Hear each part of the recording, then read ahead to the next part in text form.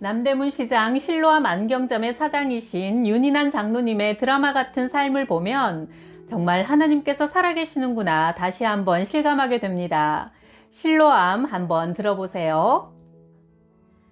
1974년 2월 내 나이 28에 나는 드디어 오랜 점원 생활을 끝내고 남대문 시장의 실로암 안경점이라는 안경 도매상 간판을 걸었다. 꿈에도 그리던 내 소유의 점포문을 열게 된 것이다. 주님의 안경점이라는 마음으로 내건 간판이었다. 사업이 잘 되어 몇 년 후 이제 내 집도 마련했고 고급 승용차도 타고 다녔다. 제법 살만해졌다. 시골 마을에서 천덕꾸러기로 멸시천대를 한몸에 받고 자라온 터라 열등감의 보상 심리를 충족시키기 위해 골프도 즐기고 있었고 이따금씩 세상을 기웃거리며 제법 화려한 신분 상승의 격세지감을 온몸으로 느꼈다. 불과 3년 사이에 몰라볼 만큼 사람이 달라져 있었으니 손바닥 위아래가 뒤집히듯 사람의 운명은 이리저리 잘도 까불리는가 싶었다. 1977년 추석 명절을 앞두고 남대문 시장에서는 1년 중 가장 매상이 많이 오르는 대목 경기가 한창이었다. 우리 같은 안경점뿐만 아니라 의류업계나 보석상, 아동복 가게 모든 점포마다 하나같이 대목 볼 기대에 한껏 부풀어 있을 즈음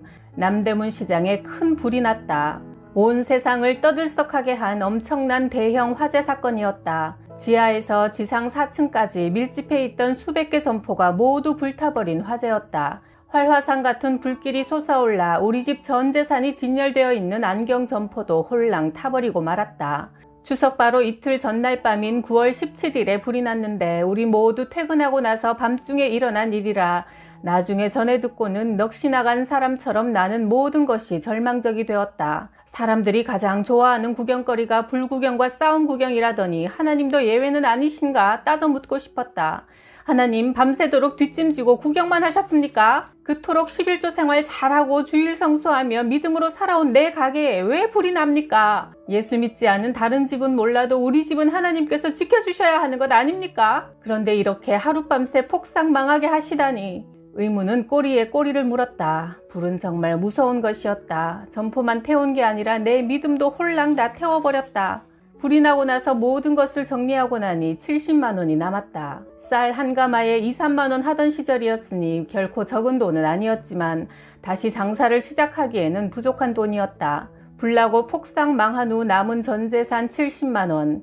이것을 하나님께 드리면 불난 책임을 모두 하나님께 전가할 수 있다는 생각이 불현듯 스치고 지나갔다. 화재의 책임이 누구에게 있는가? 당연히 하나님이 책임을 져야 한다는 속셈이었다. 그래서 그 돈을 헌금 봉투에 넣으려 하니 이제 다시 어느 안경점 점원으로 들어가 일을 하려면 첫 봉급 받을 때까지 한 달 동안 차비라도 있어야 할 것 같아 7만 원을 남기고자 했다. 그러고 나니 왠지 마음 한구석에 구차한 생각이 들면서 스타일 구기는 심정이 되고 말았다. 도마에 오른 생선이 비늘 몇 개 더 붙이나 떼나 그게 그거지 뭐가 달라진다고 에라 모르겠다. 깔끔하게 전액을 드리고 말자. 그래야 우리 가게 불타도록 내버려 두신 하나님께 더 큰 소리치며 따질 수 있을 것 아닌가 생각하고 눈 딱 감고 큰맘 먹고 미련도 없이 후회도 없이 헌금함에 넣어버렸다. 나는 홧김에 남은 걸 몽땅 주 앞에 드리긴 했지만 아주 마음이 날듯이 기쁘고 즐거웠고 역시 잘했다는 기분에 황홀감마저 찾아들었다.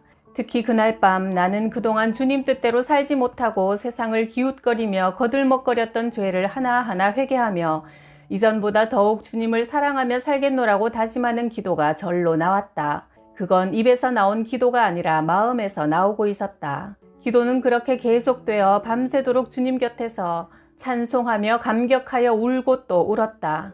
그날 밤 분명히 나는 주님 안에 있었고 주님은 틀림없이 내 안에 계셨다. 그러고 나니 하나님께서 너는 복이 될지라 창세기 12장 2절의 말씀을 음성으로 들려주셨다. 이제 하나님께서 어떻게 우리 가족을 책임지실 건가를 호기심 어린 눈으로 바라볼 수 있게 되어 나는 상당한 기대에 부풀었다. 그래, 하나님은 우리가 감당할 시험만 주신다고 하지 않았던가. 그러므로 우리 점포에 화재로 이런 엄청난 연단이 온 것은 무슨 섭리가 있으시겠지. 그리하여 나는 하나님 손만 놓치지 않고 꼭 붙잡고 있으면 만사는 하나님의 선하신 뜻 안에서 좋은 방향으로 전개되리라는 믿음을 갖게 되었다. 그래, 참고 견디자. 하나님의 뜻을 기다리자. 하나님의 하시는 일을 보자. 대형 화재 사건 이후 나라에서는 대통령이 뉴스를 통해 전국 보험회사들에게 특별 명령을 내렸다. 남대문 시장 화재 사건 피해자 가운데 보험에 가입한 상인들에게 각 보험회사는 우선적으로 보험금을 지급하고 화재 현장에 조속한 복구를 강구하라. 그리고 모든 보험회사마다 자사가 이번 화재 사건에 지급한 보험금 현황을 보고하라. 그러자 보험회사들은 앞다투어 보험금을 지급하는 일에 안간힘을 썼다. 마침 나와 거래하고 있던 안경공장 주인이 매월 일정액을 수금해 가는 가운데 내 명의로 화재보험에 가입해둔 것이 있었다. 당시는 보험 드는 상인들이 별로 없을 때라 나 역시 신경 쓰지 않았는데 그 사장이 보험회사 다니는 자신의 친척 근무 실적을 위해 해둔 일이었다. 화재로 정신을 잃고 경황 없이 당황한 상태에서 꿈에도 생각 못한 일이었으나 우리 가게는 화재보험에 가입해 있었던 것이다. 며칠 후 내게도 담당 보험회사로부터 연락이 왔다. 피해보상 담당 직원들이 현장에 나와 사진을 찍고 일체의 피해를 조사하고 돌아가더니 얼마 후 마침내 보험금이 지급되었다. 그때가 1977년 9월이었는데 지급받은 액수는 1,100만 원이었다. 지금의 억대에 달하는 거금이었다. 얼마나 좋던지 1,100만 원을 타오던 날 돈뭉치를 거머쥐고 예배당으로 가서 하나님을 바라보는데 오늘처럼 하나님이 그토록 멋지게 생각될 때가 없었다. 아, 하나님, 사막에 길을 내시고 바위 위에서 물을 내시는 하나님은 정말 멋지십니다. 하나님이 벌을 주려 하시면 천만인이 나를 축복해도 그 복이 피해가지만 하나님이 복을 주려 하시면 천하 사람이 다 막아서도 막을 수 없는 일이라는 사실이 믿어졌다. 당시 동료 상인들은 대부분 화재보험이나 손해보험에 가입하기 쉽지 않은 처지라 장사에만 몰두한 터였고 지금같이 보험이 온 세상에 널리 퍼진 상태도 아닌 터라 보험 혜택을 본 사람은 극소수에 불과했다. 그러니 내가 받은 보험 혜택을 알고서 나중에 그들은 앞다투어 보험 설계사를 찾느라 야단이었다. 게다가 하나님께서 이전 거래처 공장 사장의 마음을 움직이셔서 불탄 제품들을 모두 신제품으로 무상으로 교환해 주었다. 나는 다시 점포문을 열고 장사를 시작했다. 최신 유행 모델로 진열장을 꽉꽉 채우니 점포문을 열자마자 마치 기다리기라도 했다는 듯 꼬리에 꼬리를 물고 고객들이 벌떼같이 몰려들었다. 장사가 얼마나 잘 되는지 통행금지 시간까지 돈을 헤아릴 틈이 없었다. 남대문 시장이 불난 후 나는 오히려 순식간에 엄청나게 많은 돈을 벌어들이게 되었다. 불타고 남은 전 재산을 죽으면 죽으리라는 심정으로 몽땅 하나님께 드렸더니 나머지는 정말 철저하게 하나님께서 책임져 주시는 것이었다. 그저 신기하고 놀라울 뿐이었다. 우리 점포에 일어난 불은 망할 불이 아니라 되레 흥할 불이었다. 또한 그때 일어난 불은 나의 부정적이고 나약하고 겁 많던 믿음을 다 태워버리고 긍정적이고 견실하고 담대한 믿음으로 거듭 태어나게 하는 계기가 되었다. 결국 나의 하수는 하나님의 고수 앞에, 나의 꼼수는 하나님의 묘수 앞에, 나의 잔머리는 하나님의 큰머리 앞에 굴복하고서 비로소 전능하신 하나님께서 하시는 일을 신뢰하며 바라볼 수 있게 된 것이다. 이제는 받은 물질 때문이 아니라 받은 주의 사랑 때문에 감격하게 되었다. 돈 몇 다발이 문제가 아니라 날 위해 피 흘려 돌아가시고 날 위해 부활하시며 하늘에 거할 곳을 예비하신 후 다시 나를 데리러 오셔서 영원한 천국에서 주와 함께 살게 하실 주님의 신령한 은혜를 깨달아 찬미의 제사를 드리게 된 것이다. 그러므로 하나님은 우리의 물질을 빼앗아 가실 때도 혹은 부어주실 때도 그 일을 통해 신앙의 연단이나 신앙의 성숙 같은 더 높은 차원의 섭리를 갖고 계신다. 이처럼 하나님의 깊고 오묘하신 진리를 깨닫고 나자 또 다른 복이 나를 기다리고 있었다. 안경점은 안경점과 함께 아동복은 아동복끼리 같이 모여 있어야 도매도 소매도 잘 되기 때문에 당연히 모든 점포가 그렇게 자리 잡고 있는 것이 남대문 시장의 생리요 구조다. 나는 불이 난 후 다시 점포를 열면서 질비하게 늘어서 있는 안경점 점포들과 떨어져 혼자서 값싼 곳을 찾아 제일 후진 골목인 도쿄호텔 앞 자유극장 건물 2층으로 옮겼다. 남대문 시장은 당연히 1층이 잘 되지 2층이 잘 될 리는 만무하다. 상인들 말대로 죽어도 장사 안 되는 자리에서 그러나 하나님이 도우시니 얼마나 장사가 잘 되는지 마치 열방의 재물이 몰려오는 모습을 바라보는 것 같았다. 사실 경제 문제는 영적인 문제와 직결된다. 돈을 어떻게 벌어 어떻게 쓰는지를 보면 그 사람의 인격과 신앙의 현주소가 드러난다. 하나님께 받은 은혜를 조금이나마 갚고 싶어 나는 농어촌 교회 목회자들과 교도소 재소자들, 보육원의 고아들, 무이탁 노인들께 안경을 무료로 보내기 시작했다. 요즘처럼 기성품이 많이 나와 있는 시절이 아니라 통행금지 시간 전까지 일일이 손에 피가 나도록 갈고 닦아서 수작업을 하고 애를 써야만 그들이 요구하는 대로 안경을 보낼 수 있었다. 이렇게 정성껏 준비해 아무 조건이나 대가 없이 나눌 때의 기쁨은 이루 말할 수 없었다. 주는 자가 받는 자보다 더 복되다는 주님의 말씀을 절절히 체득하게 되었다. 이렇게 그냥 퍼주고 또 퍼주어도 망하기는커녕 후진 골목의 2층 가게로 하나님께서 사람을 보내주시는데 매일 매상이 최고에 달해 돈을 헤아릴 수 없을 만큼 엄청난 복을 그야말로 쏟아부어 주셨다. 계산해보지도 않고 무조건 첫날 매상 금액 전부를 통째로 하나님께 드리고 나서부터는 고객은 더욱 몰려와 마치 하나님께서 베드로의 그물이 찢어지도록 고기를 몰아주신 것처럼 모든 고객을 우리 점포로만 몰아서 보내주시는 것 같았다. 그러자 동료 상인들은 우리 가게가 그들과 한 군데 뭉쳐있지 않고 홀로 떨어져 있어 장사가 잘 되는가 싶었는지 하나 둘씩 우리 점포 옆으로 옮기기 시작하는 기현상이 일어났다.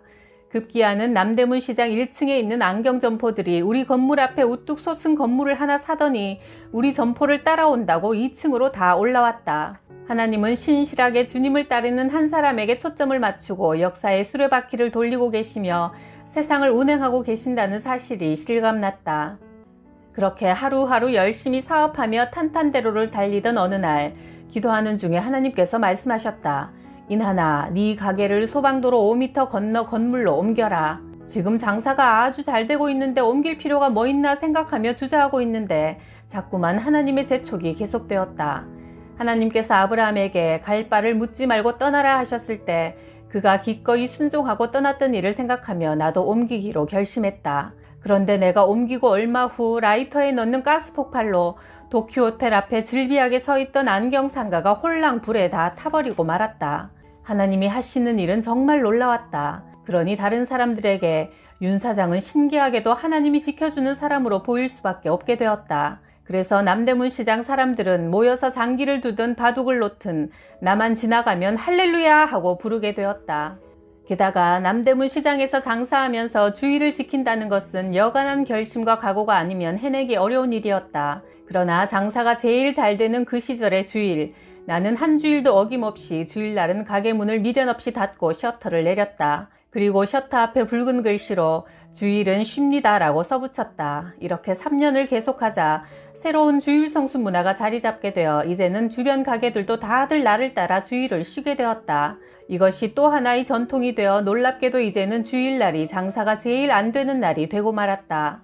시장 사람들은 나를 보면 윤 사장 보니까 하나님이 있기는 있는 모양이라고 한마디씩 한다. 하나님은 초등학교도 못 나온 내게 대한민국에서 가장 큰 안경점을 경영할 수 있도록 복을 주시더니 지금 우리 점포가 자리한 서울 남대문 시장 안에 있는 시가 100억 원이 넘는 건물도 2군데나 허락하셨다.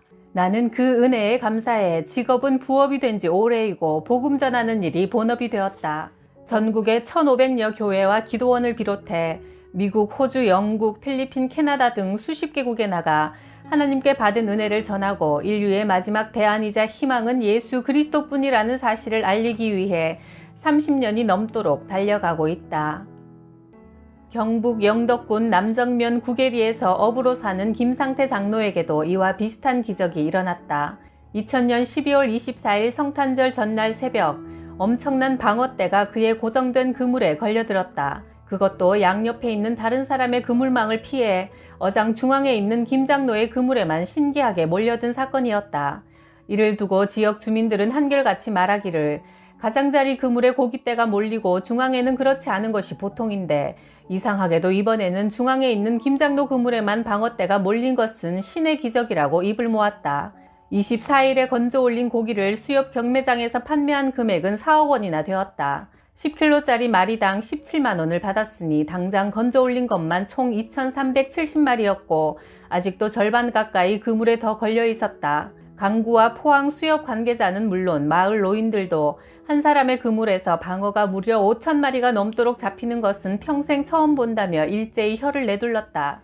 당시 김장로는 자신이 다니고 있는 구계교회가 재정적으로 너무 어려워 성탄절을 이틀 앞두고 목사님과 이런 이야기를 나누었다. 목사님, 이번에 고기가 좀 많이 잡혀야 20년 동안 수리를 못한 성전도 새로 고칠 수 있을 텐데요. 김장로님 기도합시다. 이번에 하나님께서 고기를 때로 잡히게 해주실지도 모르지요. 기도하고 기다려 봅시다. 이와 같은 대화와 기도 후에 벌어진 일이라 신불신자를 막론하고 모두들 하나님께서 베풀어 주신 기적으로 받아들이고 있다는 것이다. 이는 마치 예수께서 베드로에게 배 오른편에 그물을 던지라 하여 그대로 순종한 후 그물에 큰 고기가 가득했다는 요한복음 21장 말씀을 연상케 하므로 현대판 베드로의 기적으로 불리며 여러 언론에 보도되기도 했다.